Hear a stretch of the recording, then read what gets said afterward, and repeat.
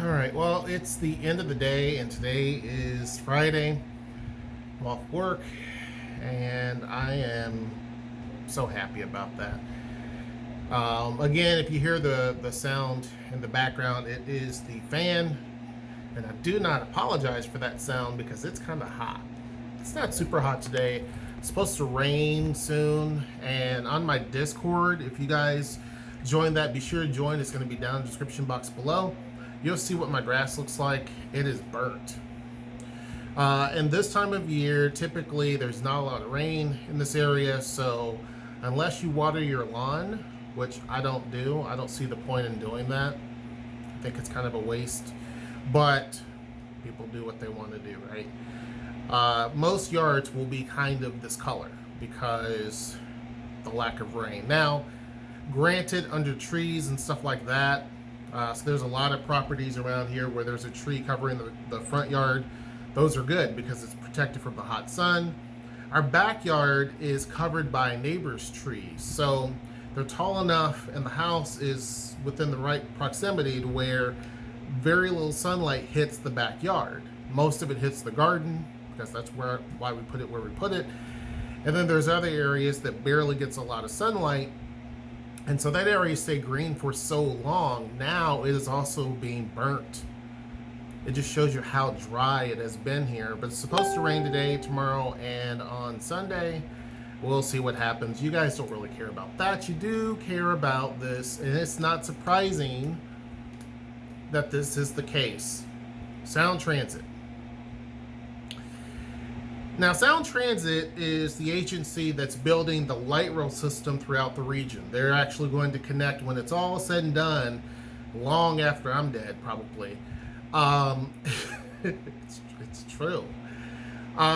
It's going to be from Everett all the way down to Tacoma, from West Seattle and Seattle all the way to Bellevue, Redmond, Issaquah, places like that, right? If those places ever do actually get it. And this project does not have to be this long.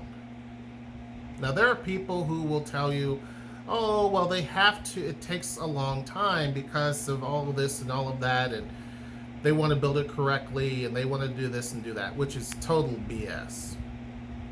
And I'm going to tell you why it's BS. There are other countries in the world, and people will say, well, those other countries don't respect property rights and this, that, and the other. And really, it's kind of this bigoted view that America does everything correctly. These other countries really don't, and they don't care about other people's property rights and this, that, and the other. In some cases, that's true when we're talking about China. In other cases, that's just not true. Here we have so much bureaucracy and so many permits and environmental reviews and all of this stuff that takes forever. You have to have tons of meetings and things like that, which a lot of cities do. Just to build, if there was road damage, just in order to get the road damage done, there's got to be a lot of different meetings that have to happen. There's got to be a lot of different talking points and telling the public about it, and then they have to find the funds for it. Then they have to have a firm plan and design it. They have to review that several times. It has to go through an environmental study. It has to go through all this other crap. And by the time they finally get to building or patching and fixing the road, the costs have gone up so much because in America, like a lot of places, the cost of everything goes up pretty much almost every day. And so now that project that would have cost a lot less at the time is going to cost by far more than what they had planned. And guess what? There's going to be cost overruns, and they're going to be coming right back to the general public to pay for something that they've already paid for. So Sound Transit is no different. You know, they are getting billions and billions and billions of dollars. We've actually voted for 3 different ballot measures to fund Sound Transit. These transit projects. When you look at countries like Japan, they show this giant sinkhole that happened in Japan, a huge area. And it was basically a intersection where you had traffic going in, many different directions. It was a T intersection. And right in the middle of that T was a gigantic sinkhole that covered the lanes. It was 2 lanes. It was 2-lane road in all different directions. And they were able to fix that hole, fill it in, fix it in a very short amount of time. It didn't take months and years, and I think it took a matter of a couple of weeks, or I forget how short of time it was, but it was a short amount of time. And for people to say, well, they probably didn't do a good job, we're talking Japan. This is not some far away, far-flung country that barely can do stuff. This is Japan, which in many accounts is by far more modern than we are. It took such a short amount of time. They build bullet trains connecting different parts of the country in a very short amount of time. Many countries do that. France,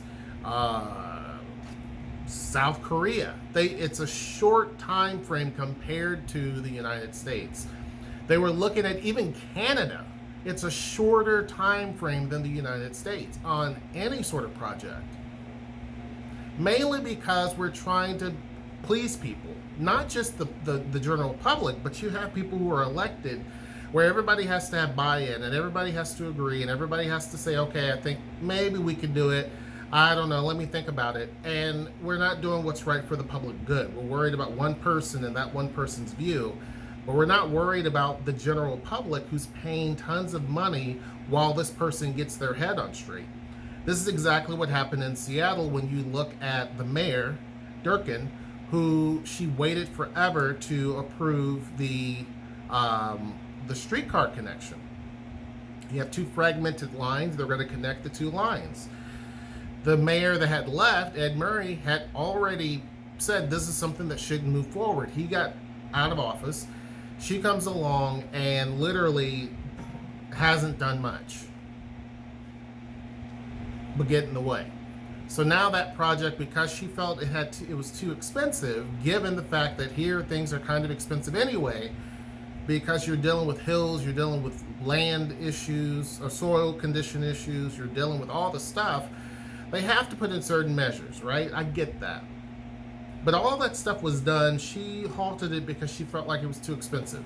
She's not an expert when it comes to transit and when it comes to infrastructure projects, but yet she felt like she wanted to hold it up.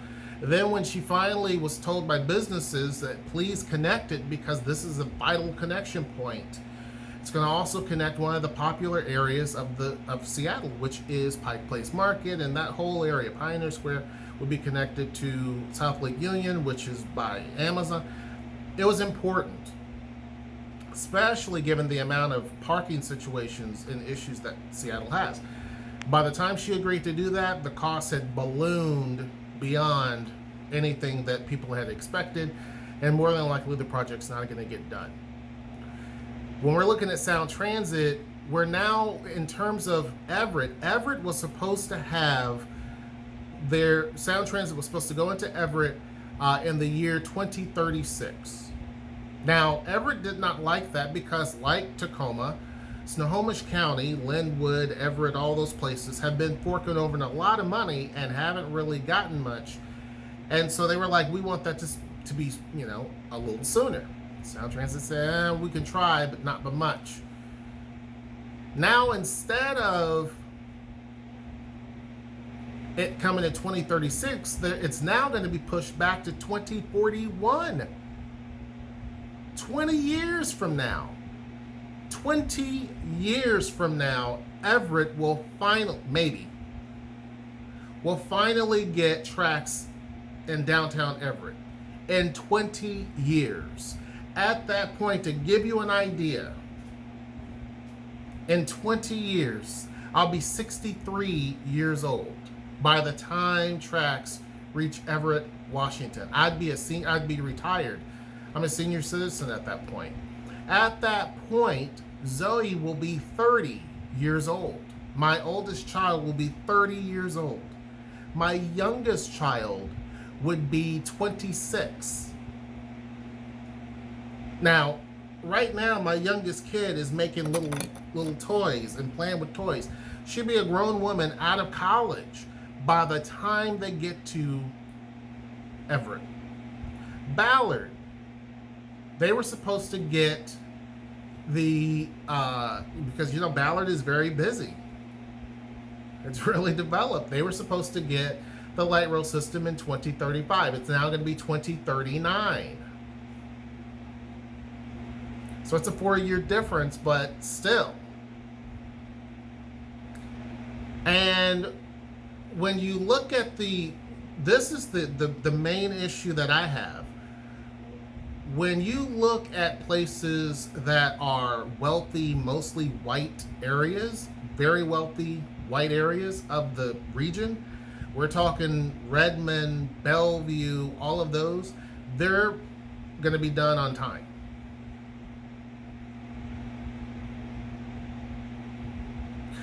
The stepchildren cities like Everett and Tacoma, it's not going to be until much longer than what was anticipated, if it happens at that point in time. So they're saying that there's a $6.5 billion shortfall, and they want to spread the project out for 30 years. Now, if you know anything about this channel, I've talked about what happens within just a few months in terms of housing prices. This is just housing prices. We're not talking commercial development or infrastructure projects or anything like that. We're just talking a simple wood frame house or a wood frame apartment building even. And the cost it takes to actually do that. Right? The cost of what it is to actually build.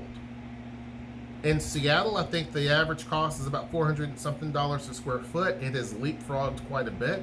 Down here in Tacoma, I think it's in the early 200s, I believe. Like 220, 230. Don't quote me. A square foot to build. But it's slowly starting to leap up. But it's low enough, and it has stayed kind of low compared to Seattle long enough to where you're seeing a lot of projects being developed. And the problem is that you're going to have all of these people who live down here, but we don't have a good, strong connection to Seattle. The only thing that we have is the Sounder, and we have, thankfully, and we have buses on an interstate that's getting more crowded by the day. But Bellevue will have its underground light rail station, which was way overbuilt, way overdone. And these other cities, 2 other cities, are not important enough for them to even get connections. Never mind the fact that Boeing has a huge amount of employees up in Everett. Never mind the fact that Tacoma is becoming Seattle Point 3, because Point 2 is Bellevue. We're becoming Seattle Point 3, especially in terms of just the amount of people moving here. It's a massive amount of people. And yet we still have to wait. Now, keep in mind, we don't have to wait nearly as long as some of these other places. For Tacoma, instead of it being 2030, it's going to be 2032. Okay? So it's literally going to be in another 11 years from now before we can connect Federal Way to Tacoma. Now, keep in mind, you could walk from Tacoma to Federal Way. It'd be a good long walk, but let's say bicycle. You can bicycle the distance that we're talking about here. You can bicycle it. But they're going to stop right there in Federal Way. That's already going to be built. So from Angle Lake to Federal Way, which is not very far, they've built that up and it's going to be completed. But there's a lapse in time to connect that final little bit of stretch. It's going to take them 11 years to do. And this is not some fancy underground system that they're building here. We're not that important. Because one of the things they're saying is that, well, the Puyallup tribe of Indians said no.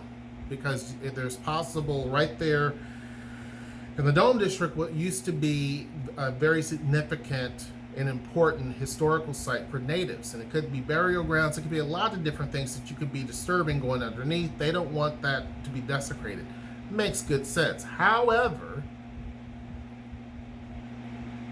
Sound Transit could have easily went further into downtown Tacoma, which again is not very far from the Dome District into downtown Tacoma. I mean, you can fart and someone would be able to hear it.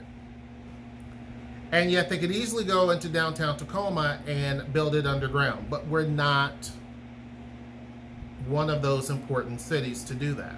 It's an opinion, but it feels like facts at this point. So that's not going to happen. We're not going to have a true downtown terminal at all.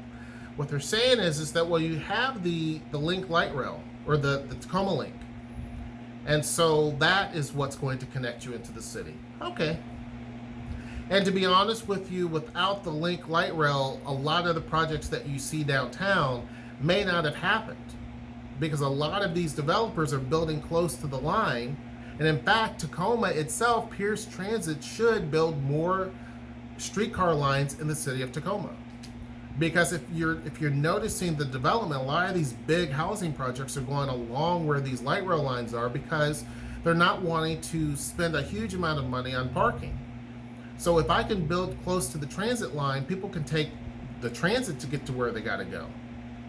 And it saves them that burden. They can continue to build more projects. So instead of building one project with all the parking they have to do, they can build 2 or 3 projects and still be able to provide a lot of what the city needs, which is housing.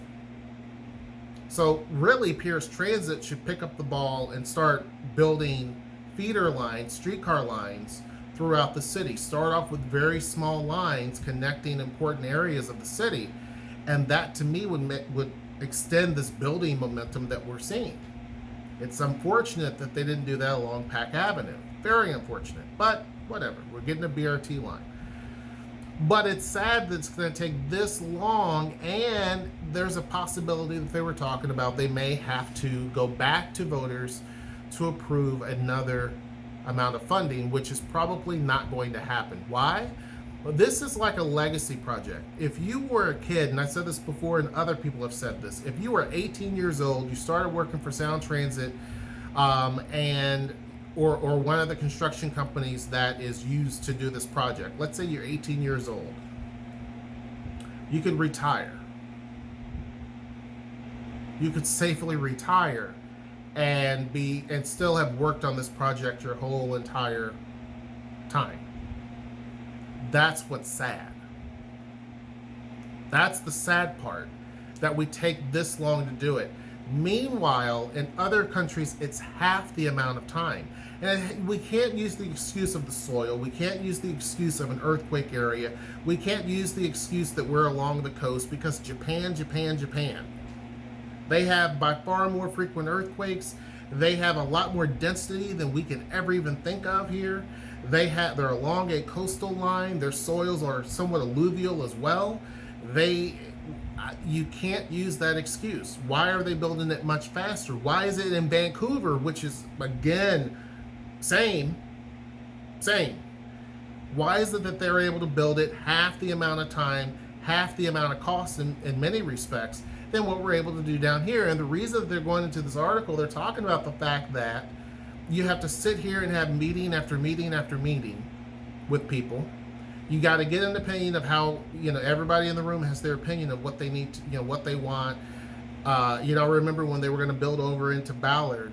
Ballard wanted this fancy schmancy, system, and similar to what Bellevue has. They wanted it to be underground and all fancy and all of this, instead of building something that's functional. I can respect Portland, because Portland's MAX system is very functional. Built it quick. Denver, they have actually expanded their light rail system in American terms, at a breathtaking speed, right? In other countries, they're like, that's kind of slow, but cool. You see what I'm saying? Even in San Francisco, they build things a little bit faster. So it doesn't make sense to me that we're taking this amount of time to build something, and in 30 years, or in 20 years, for Everett's point of view, this may be so expensive to build that they may not even get it. Heck, Tacoma may not even get it. Because I really don't think voters are going to say, yes, get this Sounder commuter train. Now, the track is already there. So they're wanting to connect DuPont and build a sounder station there and connect DuPont to the system. So you would basically, the sounder line ends in South Tacoma. But they wanted to, so you have two stops in Tacoma, South Tacoma and then the Dome District. They want to extend it down to DuPont. DuPont's not super far, but keep in mind there's already track all along this way. It's not like there's no infrastructure. There's rail track. The only thing you have to do is build a station. That's it. And I think there may be a station there, I'm not sure, but all you have to do is basically build a platform that's designed for Sound Transit trains. It's not hard. So that's something that should be done now, but instead, that's going to take some time to do. We don't even know. I don't see anything that talks about it. When they talk about increasing the amount of commuter train trips, which will help funnel more people out, that's going to be delayed until 2046. 2046. It doesn't make sense. You're just literally increasing the amount of train, like you're increasing the amount of trains. But yet that's going to have to wait. So they said other trade-offs. The board agreed to build promised park and ride space in South Federal Way in Fife by 2038. A park and ride is simple. It doesn't make any sense to me. So let's see.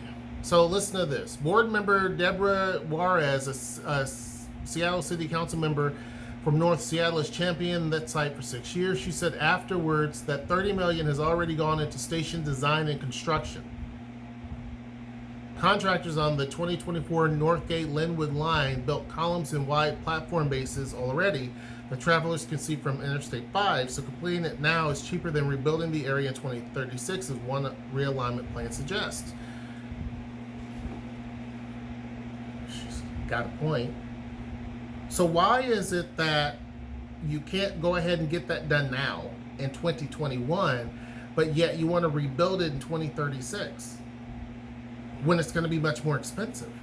It doesn't make any sense to me. So this is one of the things that's kind of a bit frustrating, is that Sound Transit is taking way too long. There have been people that have been patiently waiting, and it actually hurts their case, because as other people, it's not Seattle that is the one that's the main voter in all of this, or Bellevue. It's these other places. And as Seattle becomes more and more of a place that people are not so happy with, even Seattleites, trying to get them on board to pay for another round of financing, especially when some of these other places like Ballard and West Seattle still have to wait. West Seattle even has to wait. So when you're trying to get them to say yes, so for example, let's see. So one of the things is they said, for now, the board diffused the explosive question on whether Seattle's ferocious needs and wants will suck up Sound Transit's credit capacity, leaving less money to serve Everett at the end of the so-called regional spine. Estimated shortfalls as of Thursday night are $1.8 billion for Seattle's Ballard to Soto light rail and $600 million for downtown Everett, revised downward from worst deficits in July. So again, it goes back to focusing on some of the wealthier people in the area and some of the wealthier areas in the area, and not really caring about other places that are just, if not more important, just as important as some of these other places. There's no reason why A, Everett has to wait as long, and B, why some of these other places like Ballard cannot just have a regular system. But, you know, I'll put it to you this way. Everett nor Tacoma will have some sort of a subway system. It's not going to happen. It's not. It's going to be above ground, and it's going to be basic, just like what you see at Angle Lake and what you see at the airport. It's going to be very basic. The station is going to be super duper basic. It's not going to be something that's important. Why? Sound Transit has a lot of, in my opinion, and I think the board, some of the people on the board do not value some of these other places. They just don't. They don't see them as that important. These aren't places that they would want to live. But when you look at some of these other places, they really care about what these other cities and neighborhoods think about and feel. So they want to build up to their base, but they don't realize a lot of their base is down here and up in Everett and Snohomish County. What about us? So it doesn't surprise me. I do think that this is going to probably have another delay. And I do think there's going to be another request for funds. And I don't know if I'm going to vote for that.